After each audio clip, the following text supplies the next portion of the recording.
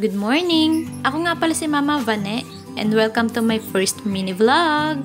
Kakaalis lang pala ng mag-ama ko papunta sa school kaya ako lang mag-isa dito sa bahay. Paglilinis agad ang ginagawa ko pagkakaalis nila. Share ko lang, dati may nagsabi sa akin na ay sa bahay ka lang, wala daw akong trabaho at sayang daw ang pinag-aralan ko. Pero di nila alam na ang pagiging isang ina ang napakahirap na trabaho. Walang day off, 24/7 ang trabaho. Kahit may sakit, bawal umabsent. At higit sa lahat, walang sahod. Hindi sa nagre-reklamo ko ha. Gusto ko lang i-remind lahat ng mga mommies na kaya natin to kahit may mga taong judgmental. Hayaan na lang natin sila. Ang importante, ginagawa natin ang part natin bilang isang ina at asawa. Mahirap pero napakasaya. Lalo na pag yayakapin tayo at hahalikan ng ating anak at sasabihin, I love you mommy, the best, pinakamahal na sahod sa buong mundo. Tanggal lahat ang pagod sa katawan. Okay lang na araw-araw maglinis ng bahay, magligpit ng laruan, magluto, maglaba, basta ganun ang sahod. Worth it lahat ng pagod. Tama na muna ang chika. Pagkatapos ko nga palang maglinis ng bahay, mag-ayos ng gamit at laruan ng anak ko, tara samahan nyo akong mamalengke. Kala mo naman napakadaming bibilin sa palengke. Bibili lang naman ako ng carrots at saging na saba. Malapit lang naman ang palengke dito kaya lalakarin ko na lang. Kailangan ko kasi ng carrots para mamaya sa lulutuin ko. Para naman may gulay kahit papano. Sobrang mahal na ngayon ang bilihin, no? Sana all nagmamahal. Char! Tara, uwi na tayo. Bago magluto, maglalaba muna nga pala ako. Every other day ako naglalaba para hindi maipunan ng tubal. Maganda pati ngayon ang panahon kaya napalaba na din ako. Ay, sa wakas, natapos din ako maglaba at magsampay. Nagpahinga lang ako saglit. Mga 30 minutes siguro. Pagkatapos ko magpahinga, tara at magluto naman tayo. Maya-maya kasi ay parating na din ang mag-ama ko. Magsaing muna tayo. Share ko lang, ang ganda talaga nitong bigas na nabili ko. Ang tagal ko na tong ginagamit pero never nagkaroon ng langgam or kahit anong insekto. Puro ako chika. Mamaya andito na mag-ama ko, wala pa kaming pang ulam. Tara at samahan nyo ako magluto ng giniling. Hiwain muna natin tong mga ingredients. Napakasimple nga lang pala ng ating lulutuin. Lalagyan ko lang to ng carrots at hotdog tsaka tomato sauce. Try nyo na din itong gawin para sa mga kids nyo at siguradong magugustuhan nila. Para mas lalong sumarap, pwede rin kayo maglagay dito ng pineapple tidbits tsaka pasas. Pero ang sa akin, ito na lang muna kasi wala akong available na tidbits at tsaka pasas. Napakapihika ng anak ko pero talagang nagustuhan niya tong giniling ko. Kaya try nyo na din mga mare at siguradong di kayo magsisisi. Siguradong ubos ang inyong sinain.